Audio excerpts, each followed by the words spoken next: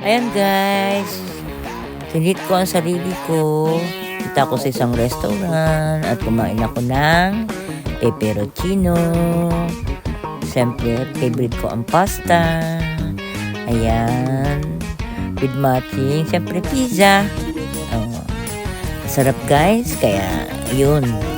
Tapos kumain ako ng dararan, ice cream. Siyempre hindi mawawala yan, lalo ngayong summer na dito.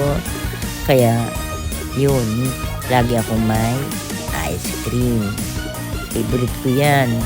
At siyempre, hindi mawawala ang pasta, ice cream. Ayan, kumain pa ako ng sandwich with hotdog and bacon. Kaya guys, yan, lagi niyo ipit ang inyong sarili para naman mawala ang ating pagod. Bye!